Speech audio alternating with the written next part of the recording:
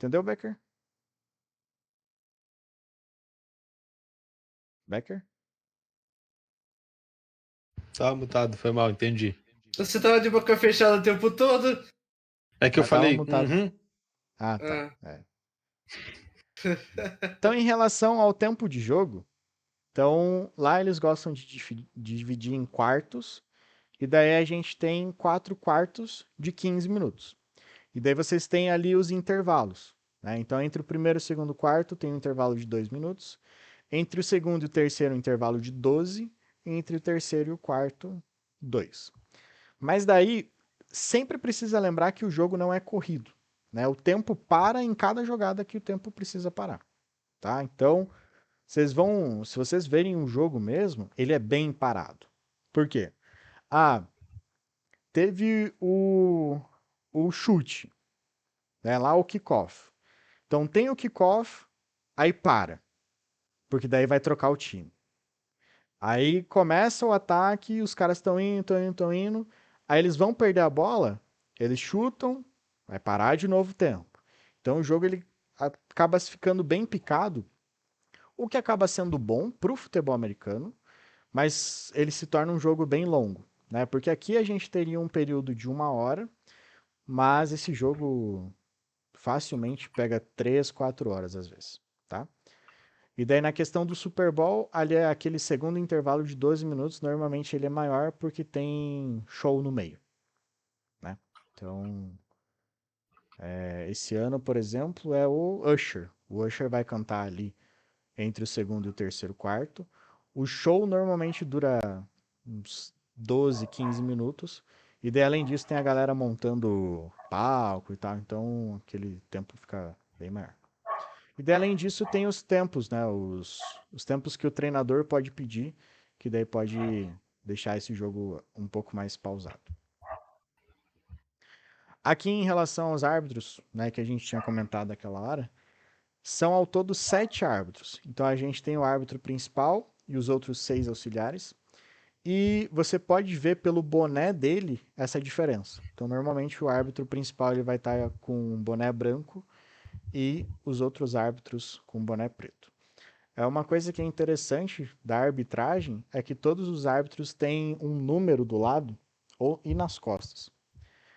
Isso tanto futebol americano, beisebol, basquete, hockey e tal, para você identificar qual é o árbitro. Então, o árbitro 85, ele vai ser 85 em toda a temporada. E daí na outra, se ele quiser manter, ele vai ficando. Então tem até estatística dos árbitros lá. É bem bacana porque daí cada time consegue entender a forma como cada árbitro apita o jogo. Que tem uns que deixam mais contato, tem outros que qualquer coisinha já dá falta e tal. E daí o sistema deles marcarem falta normalmente não é o apito. Eles têm uma flâmula, um paninho amarelo, e daí eles jogam no chão. Aí aonde eles jogarem, eles marcam aonde é a falta, e daí às vezes eles deixam a jogada continuar, e daí depois discutem e vê qual falta vai ser aplicada. Ou daí se não precisa parar naquela hora, daí eles jogam o negocinho amarelo e daí apitam. Que daí quando apita é para parar o jogo mesmo. E daí aqui tem o posicionamento dos árbitros em jogadas. Então, normalmente, o árbitro principal vai estar ali perto do quarterback, que é o armador. Lembrando, o vermelho está atacando, o azul está defendendo. E daí os outros 6 árbitros, eles se espalham nessa zona de defesa. Aqui a gente tem uma das partes mais complicadas do futebol americano, que são as posições de cada jogador. Então, vocês podem ver que tem... o número de atletas é 11 contra 11, tá? Só que num time todo tem 53. Então imagina que no time de vermelho tem 53 atletas e no time de azul tem mais 53. Mas daí em campo só pode ter 11. E se você tiver com 12 ou mais em campo é falta, né? Isso durante a bola rolando. E daí aqui a gente tem a definição de cada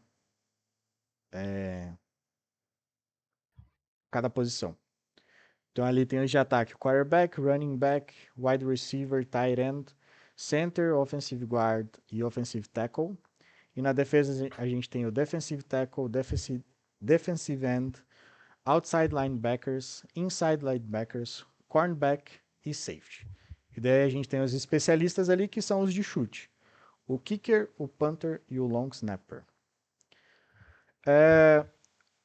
Eu vou tentar fazer com que vocês entendam um pouco alguns de ataque, tá? E daí vocês, por favor, me falem se vocês entenderem, tá? Então aqui, em relação ao quarterback, vocês estão vendo ali a posição do quarterback? Ele tá bem no meio do time vermelho ali. Então, o quarterback é como se fosse um meio-campista no futebol. Só que aquele meio-campista que cria a jogada. Então, quando a bola está com esse meio-campista no futebol, a gente espera que ele pegue e distribui a melhor jogada para o nosso time. O quarterback funciona assim também. O quarterback é o cérebro do time. Então, antes da jogada acontecer, ele tem um negócio aqui no braço, um papel, com várias jogadas escritas. Então, daí ele fala, vai ser a jogada 58. A galera já sabe qual é. E daí ele, na hora, vai definir se ele vai seguir aquela jogada 58 ou se vai trocar. E daí quais são as opções do quarterback? Ele pode passar e correr, tá? E daí o passe para outro jogador ou a corrida ele vai correndo quanto ele quiser ou até ser parado. Entenderam essa parte do quarterback? Sim. Ele é o Alan Patrick, né, da NFL. Puta, da NFL não, né? Mas do teu time seria. Mas sabe, ele é um Paulo Henrique O Ganso. Patrick é o cara que cria no time, pô. É o Modric Não. ele. Sabe? É que assim, eu acho que o mais próximo seria o Paulo Henrique Ganso, tá ligado? Porque o Ganso, ele só sabe criar jogada. Ele não defende muito bem, ele não é um bom. Ele não é muito rápido, e daí ele dá os passes, certo? Mas é como se fosse esse meio-campista, beleza? É o Aí a ser gente tem. pensante do time ali. É o cérebro. Ele que define. Então, se o time errar o ataque, a culpa é dele. Se o time acertar, normalmente a culpa é dele também. Aí a gente tem aquele running back, que é o RB. Estão vendo que está logo atrás dele? Então, muitas vezes, o quarterback vai pegar a bola, só entregar para esse running back, e como no nome dele tem running, ele vai correr. Por isso. Então, é para isso que ele serve. Ele serve para correr. Claro que algumas vezes ele vai estar em outras posições, que daí ele vai para receber a bola mais à frente também. Mas esse é o cara mais rápido, esse é o cara que tem a melhor finta. Então, num contexto que a gente pode colocar, ele seria um dos atacantes mais rápidos, sabe? Que normalmente a gente. Que ele seria um segundo atacante, tá ligado? Que ele é um pouco mais rápido, e daí ele pode ir por vários locais. Ele pode cair um pouco mais para a direita, ele pode cair um pouco mais para a esquerda ou ir pelo centro. Beleza? Beleza. Aí Qual a que é a gente vai comparação pro. dessa vez, Becker? Com quem que é o seu ponta criativo Não, ali na. não, é que não é ponta. É um É, segundo atacante. o segundo atacante criativo do seu time. Quem que é o jogador mais rápido do teu time, Becker? Wanderson. Mas ele é ponta. Não, tá. Vamos deixar assim. Mas imagina que ele é o cara que o Alan Patrick vai dar a bola e o Wanderson, ó, dá ali pra frente. Já era. Tá? Vai driblar todo mundo lá na frente. E daí, o porquê que eu falo da gente não pensar às vezes no ponto e às vezes em um segundo atacante? Porque os pontas seriam esse wide receiver, que é esse WR que tem ali. Então eles estão bem posicionados na ponta, nas laterais, e daí eles vão receber essa bola mais à frente. Então, da posição que eles estão, eles vão correr um pouco e daí pegar. Só que normalmente eles não são tão rápidos quanto o running back. Mas eles sabem correr um pouco também. Então, esses seriam um pouco mais iguais aos pontas que a gente fala. Tá? Entendeu um pouco? Tá. Aí a gente tem aquele TE. Tá vendo? Só tem um TE ali no time vermelho. Embaixo. É o segundo de baixo. TE é o tight end. O que o tight end faz? Meio que de tudo. Então ele pode correr um pouco, ele pode proteger o quarterback para ele não tomar pancada, ou ele pode simplesmente aproximar do quarterback e pegar a bola. Então, só que normalmente são atletas um pouco mais pesados, eles não vão correr muito, eles vão correr no máximo 10 jardas para receber essa bola. Eles são como se fosse o nosso atacante mais pesado, sabe? Aquele cabeceador, sabe? Camisa 9 ali, que. Ele não Protetor. se movimenta muito, mas ele sabe jogar de costas, por exemplo. Tyrande é bem isso. Ele vai correr um pouquinho, virar para tentar pegar a bola de costas para o ataque e daí ver o que faz. Se ele consegue sair correndo, se ele travou ali já era.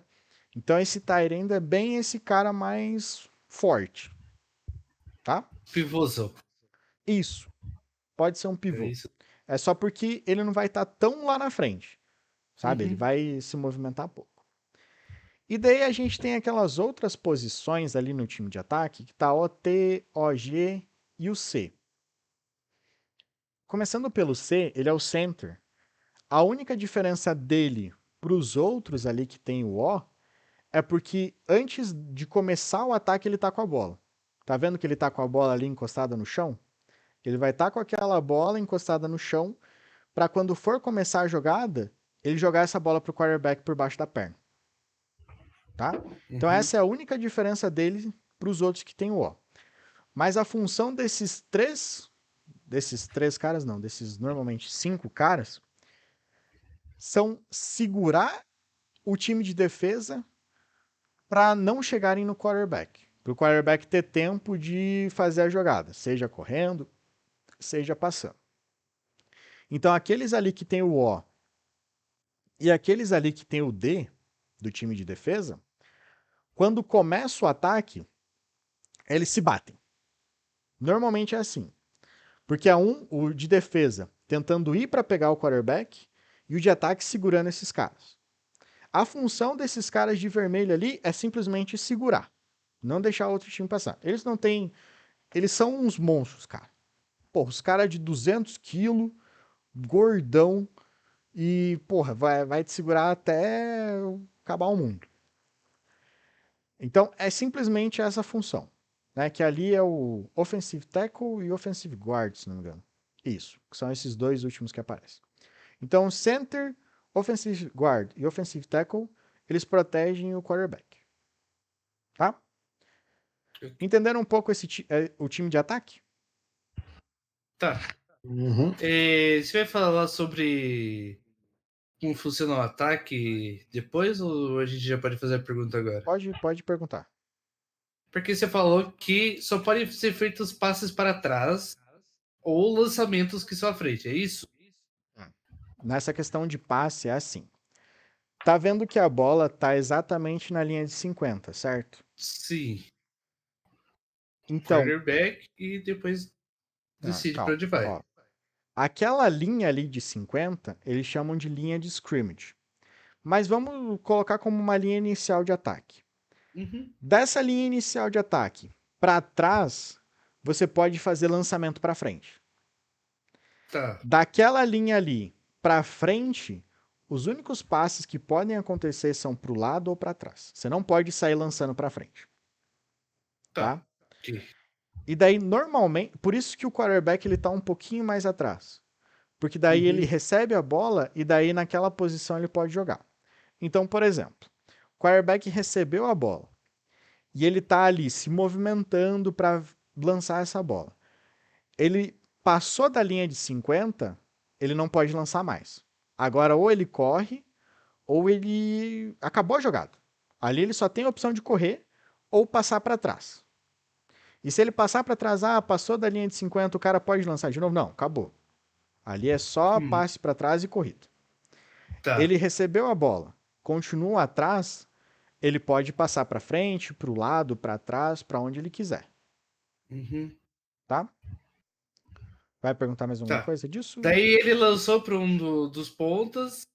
Quando dos pontos chegar perto da endzone e não tem para onde ir, ele pode voltar a bola para trás para alguém que esteja por trás ou não? Pode, tá?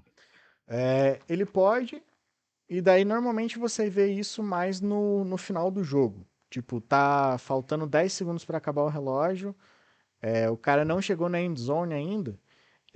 Às vezes eles vão jogando pro lado para tentar ir o mais perto possível para tentar fazer o ponto, tá? Ah, tá, entendi. Normalmente, antes disso não é feito, porque você Entendi. corre muito risco de perder a bola. E daí perdeu a bola, acabou o ataque, Uhum. tá? Beleza. Então, o mais importante normalmente é o quarterback que vai lançar para frente, né? A menos quando eles fazem umas gracinhas. E daí, para lançar para frente, tem que estar atrás da linha de scrimmage, que ali seria a linha de 50 jardas. Passou, ou o cara continua correndo, ou o cara vai passar para o lado ou para trás, tá? E um ponto importante. Eu tô com a bola na linha de 40 jardas, por exemplo, avançando. Eu saí com a bola, eu pisei para fora, o próximo ataque começa exatamente onde eu saí, tá? Daí, da onde você saiu é a linha de Scringer que você falou. Isso, linha de scrimmage, Beleza. tá? E daí, só um outro ponto, sempre quando você vai começar a jogada, você começa no centro do campo. Uhum. Que daí vocês veem que tem tipo uns pontuadinhos assim. 1, 2, 3, 4, 5. Que são as linhas de jarda menor. Então são entre essas linhas que você começa a jogada. Para ficar mais no centro do campo. Você não pode começar lá na lateral, por exemplo. Sempre é no centro de campo. Mais alguma dúvida nessa parte ou não? Não. Becker? Tudo show. Tudo show. O cara não tá entendendo nada. Só sabe que a bola é oval. Então ali da parte do time de defesa, assim, tem como explicar os atletas ali? Tem, mas é meio confuso, tá? Então, entendam que os que têm D vão tentar ir atrás dos que têm o. Os que têm D vão tentar pegar o quarterback e os que têm O vão se bater. Os outros, normalmente eles vão atuar cada um em uma zona para tentar evitar o time adversário receber a bola, tá? Porque o quarterback vai lançar para frente, aí o CB ali, por exemplo, ele vai tentar evitar que o wide receiver, o WR, receba a bola, tá? Então, time de defesa, como eu falei, é meio complicado. Mas o posicionamento inicial deles é mais ou menos assim.